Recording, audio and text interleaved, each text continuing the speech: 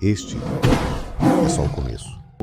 Zema e Flávio já toparam fazer debate aqui comigo. Você também topa? Vamos, iremos em todos os lugares. A gente precisa mostrar as nossas ideias que nós temos aqui.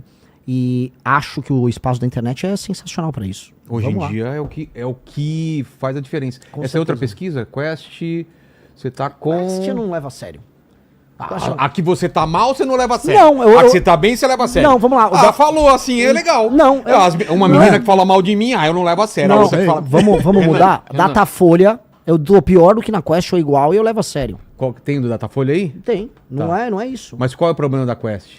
É ruim em outras? A Quest é o problema do envolvimento das lideranças dos institutos. Enfim, não vou ficar sendo polêmico hoje, tá? Mas assim, no momento certo eu vou comentar sobre os institutos, que agora eu sou pré-candidato, e aí a gente descobre, foi o Bismarck que falou, se as pessoas soubessem como as leis e as salsichas são feitas, ficariam horrorizadas. Eu pergunto, se as pessoas soubessem como as pesquisas também são feitas, confie em muita institutos... gente me falou isso já e... Vou te falar, confie em institutos que são internacionais. Porque o cara não vai destruir a credibilidade dele nos Estados Unidos roubando ou fazendo número em pesquisa no Brasil. E tem um instituto aqui que é internacional, dentre todos esses. Qual Só que um. É o Atlas. Tá. Que acertou Hungria, acertou Chile, acertou Argentina. Na Hungria, eles acertaram no detalhe. No detalhe. Todo mundo estava errando quem ia vencer na Hungria. Eles acertaram no detalhe. A Atlas, eu considero, já de muito tempo, eu já venho falando que a Atlas é um instituto mais sério, desde a de 2021, quando eles começaram a fazer sondagens sobre popularidade do governo Bolsonaro. Então, tem vídeos meus, é só procurar, tá lá. Eu falo muito bem da Atlas. Considero o método deles mais interessante, uma questão de método. Porque ao fazer as sondagens online, eles encontram um eleitorado que já está, em certa medida, mais firme na sua tomada de posição. Enquanto outros institutos que fazem pesquisas em rua ou telefônicas, especialmente as telefônicas em casa, eles vão pegar um eleitor que só tem recall. Então, a Atlas, ela antecipa as tendências do eleitorado. E ao antecipar as tendências, ela aponta os caminhos melhor e ela acaba sendo mais precisa no final das contas. Então eu gosto da metodologia deles. Quando você fala de Bukele, quando você fala do prendeu matou, a esquerda te coloca como direita, de extrema direita. E os bolsonaristas colocam você como esquerda. Renan, o que você é? O que o Missão é?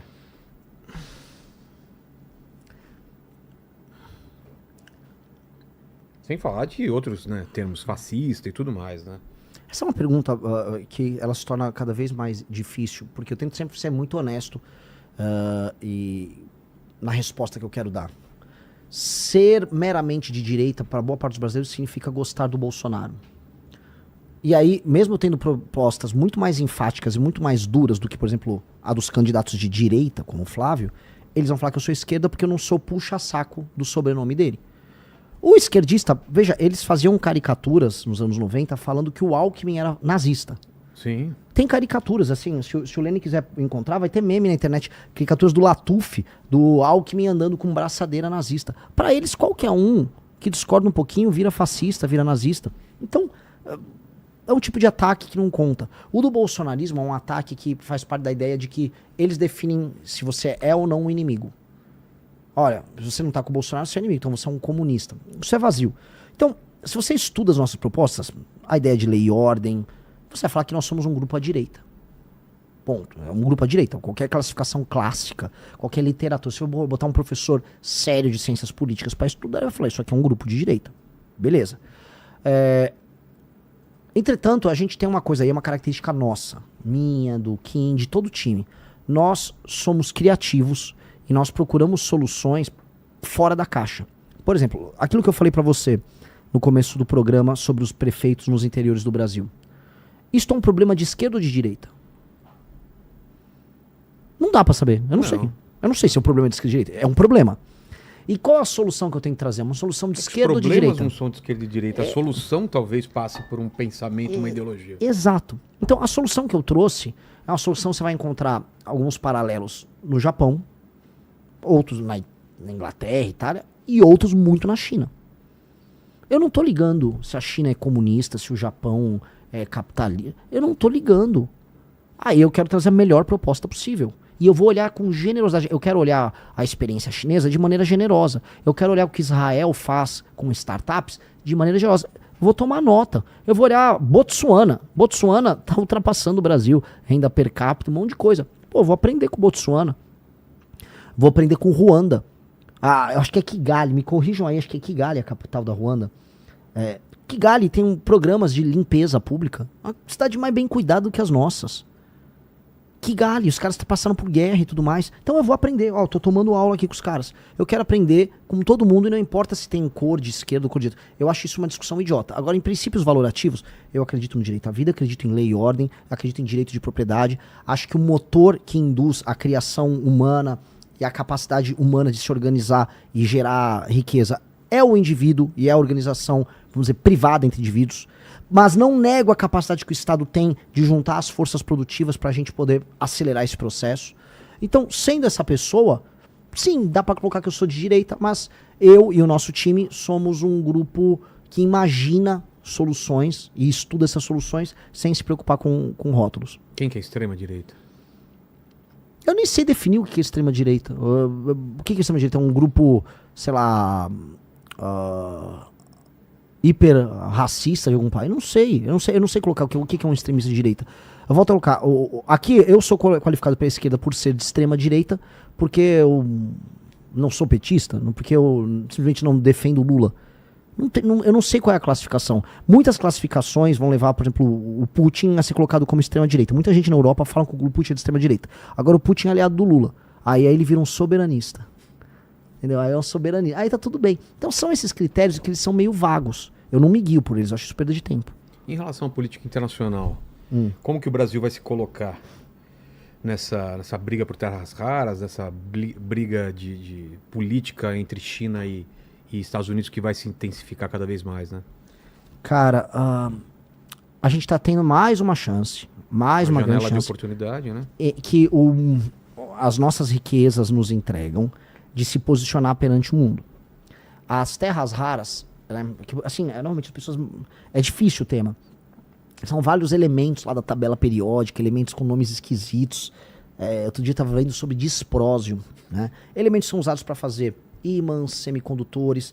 Porque as terras raras têm propriedades que são magnéticas, luminescentes e catalisadoras. Então são componentes que têm essas três propriedades. E essas propriedades podem ser usadas na indústria bélica, na indústria de supercomputador, para fazer superímãs e baterias. E o Brasil tem a segunda maior reserva mundial disso. E com a concentração específica de alguns desses componentes que são muito importantes em algumas áreas. Esses componentes, então, eles servem como base para uma indústria de ponta, com altíssimo valor agregado. Aí a gente tem que escolher. Nós vamos ser o fornecedor da matéria-prima ou nós vamos lá trazer a cadeia para cá. Essa é a grande discussão. Porque trazer a cadeia para cá, a gente tem que implica que a gente não tem a tecnologia, e que essa tecnologia vai ter que vir de outros países, e que vale a pena para empresas lá fora produzirem esse conteúdo aqui. Porque de nada adianta eu não fazer uma reforma de competitividade, eu diminuir impostos, eu facilitar a contratação e demissão de pessoas, eu ter, vamos dizer, marcos legais estáveis, ter uma lei ambiental, e passou, graças a Deus, estável e funcional. De nada adianta eu não ter nada disso. Aí, para vir uma empresa instalar aqui, vamos dizer, uma empresa de drones ou de motores que envolvem motores elétricos que envolvem bateria, e o preço ser 1000 vezes mais caro que o da China. Que aí você perdeu para a China. Então os próprios parceiros no Ocidente que você pode ter para criar essa cadeia aqui não vão querer colocar a cadeia aqui, porque eles vão falar, não adianta nada eu montar uma empresa aí. Ninguém vai querer montar uma empresa aí. Então nós temos que, entender o jogo geopolítico. A gente tem que saber quem tem as tecnologias e quem que topa ser parceiro. 2, a gente não pode, de maneira alguma, sair vendendo as matérias-primas. E 3, assim, puramente, só leva meio próximo. De terras raras que foi comprada. Então, veja só, lá em Goiás, ela foi comprada pela, traduzindo, né, tradução livre da empresa americana, Empresa Americana de Terras Raras.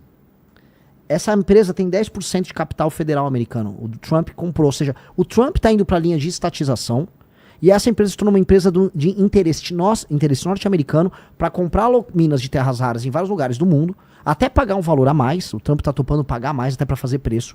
E aí você começar a direcionar essas terras raras para os Estados Unidos e entrarem nessa super indústria, que a China já tem. Porque a China, como ela tem muita terra rara, é o país que mais tem, e ela tem a tecnologia, e ela tem a competitividade, a China faz o ciclo completo. Os Estados Unidos, eles estão olhando assim, vamos pegar essas terras raras em outros países, especialmente o Brasil, e aí vamos processar eles aqui, alguma coisa na França, alguma coisa no Reino Unido, e a gente cria um complexo industrial de terras raras em que eles ficam no topo e a gente fica na base. Não acho que vale a pena. Por quê? Porque o Brasil pode usar as terras raras para suprir o gap de tecnologia que a gente tem para os outros países. Como a Coreia fez. Exato. Como a própria China fez. Como a China fez. Então a gente tem que usar essa oportunidade histórica e tem que ter um presidente cara de pau, galudo, que vai falar, Trump, não, se for para fazer esse negócio, não vai valer a pena, não vou fazer. Vamos com calma e vamos, reforma de competitividade, acordos internacionais inteligentes, saber quem serão nossos parceiros, e aí você montar a cadeia paulatinamente. Eu quero saber quando eu vou fazer o drone aqui. Vou fazer a bateria, o motor aqui. Não só tirar o disprose ou os outros componentes, aí manda lá ou como estavam falando, não, a gente pode mandar até o imã. O imã é um pedaço, eu quero a indústria completa. Porque aí isso nos coloca no jogo geopolítico. Aí é um Brasil que teve compartilhamento de tecnologia com os gringos, é um Brasil que começa a tirar o gap, começa a ter empregos de alta complexidade, começa a trazer capital humano de qualidade. Gente da Coreia, gente dos Estados Unidos, da Índia, do Japão, para trabalhar aqui, isso vai elevar os salários, melhora a economia. E outra, cria uma indústria de defesa aqui, que é uma piada a nossa indústria de defesa. Cria uma indústria de defesa, porque aí a gente possa ser soberano. E aí tem que ser um projeto para os próximos 20, 30 anos. Então essa é uma chance que está dada aqui. Eu não sei o que o Lula está negociando com o Trump sobre terras raras. Ele não fala sobre isso. E claramente o Trump, na guerra das tarifas, ele colocou essa posição envolvendo o Brasil e tem um monte de empresário brasileiro, banqueiro, rodando por aí, comprando as áreas onde tem as terras raras e querendo negociar com os gringos. Tem indústria de ponta de tecnologia americana vindo pro Brasil, já vê isso. Tem uma corrida do ouro envolvendo terras raras aqui. E a gente tá de bobo nessa história. De bobo, as discussões aqui são meio infantis. Então, nós temos que entender assim, nós temos que ter um plano soberanista, e essa é a nossa proposta, para fazer a cadeia inteira com transferência de tecnologia, entendendo as ramificações que a gente vai ter. Isso nos permite ter uma indústria bélica? Sim. Isso pode nos permitir ter uma indústria de baterias aqui? Pô, vamos ter. Só que também temos que entender que se não tiver a reforma de competitividade, que faça com que os preços dos produtos finais que são feitos aqui sejam competitivos, não vai valer a pena para ninguém investir. Aí fica aquela enganação, que é a enganação que a gente tem da indústria automobilística brasileira. Que deram subsídio. A indústria automobilística brasileira tem um ótimo vídeo do Marcos Lisboa, em que ele dá uma palestra para a Anfávia. A Anfávia é a federação das empresas automotivas no Brasil. Conheço a Anfávia, já lidei muito com fornecedor automotivo mais jovem quando eu trabalhava na área de metalúrgica. A Anfávia, ele deu a bronca. Vocês tinham um baita de um poder e poderiam ter usado a pressão que vocês fazem para passar reformas de competitividade. Não passou. Vocês ficaram fazendo lobby para obter isenção fiscal para vocês. Aí agora tá super difícil e vocês estão fechando as empresas. E só vale a pena ter uma fábrica automotiva no Brasil se tiver um monte de subsídio do Estado. Pô, tá ruim. Assim não tá fazendo sentido. É o tal do custo Brasil. Então nós temos que combater o custo Brasil, ter a reforma de competitividade que faz com que o dinheiro fique barato, ou seja, os juros baixem muito, que a energia fique barata, que a infraestrutura de transportes, ou seja, estrada, ferrovia, porto, seja bem feita porque aí o custo fica barato, que as leis trabalhistas sejam fáceis de lidar, que sejam previsíveis de lidar. Aí, instalar a empresa que faz sentido.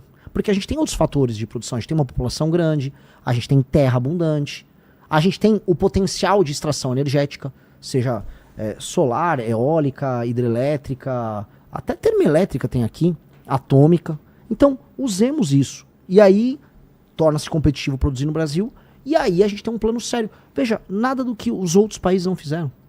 Nada do que a China não fez. Vamos olhar para esses caras. Se você gostou do vídeo, não se esqueça de deixar o seu like e se inscrever no canal O Futuro dos Cortes. Te vejo no próximo vídeo.